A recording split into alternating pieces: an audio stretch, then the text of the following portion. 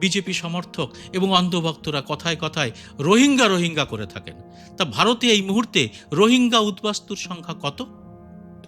রাষ্ট্রপুঞ্জের report অনুযায়ী 2025 সালের মে মাস পর্যন্ত ভারতে রোহিঙ্গা উদ্বাস্তুর সংখ্যা মোট 22,500 জন। আর ভারতের জনসংখ্যা কত? কম করে 140 কোটি। তাহলে অনুপ্রবেশকারী রোহিঙ্গারা এই জনসংখ্যার কত শতাংশ? সরল পাটিগণিত করে ফেলুন।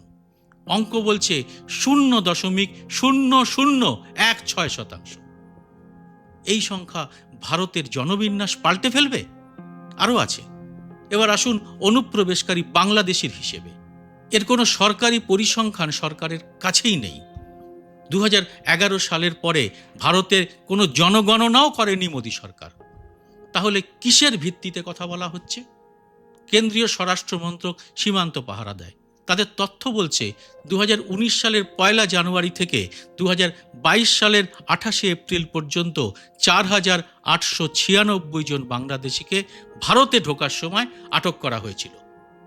এই সংখ্যাটাকে যদি ভিত্তি হিসেবে ধরেন, তাহলে বছরে 1,002 অনুপ্রবেশকারী বিএসএফ এর হাতে ধরা পড়ে।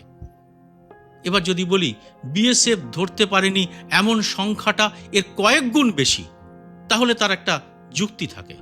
কিন্তু যদি বলি ফি বছরে লাখ লাখ বাংলাদেশি ভারতে বেআইনিভাবে ঢুকছে বিএসএফ জওয়ানদের নজর এড়িয়ে, তাহলে তো ওই জওয়ানদের উপরে এবং স্বরাষ্ট্র মন্ত্রকের দক্ষতার উপরেই প্রশ্ন উঠে যায়।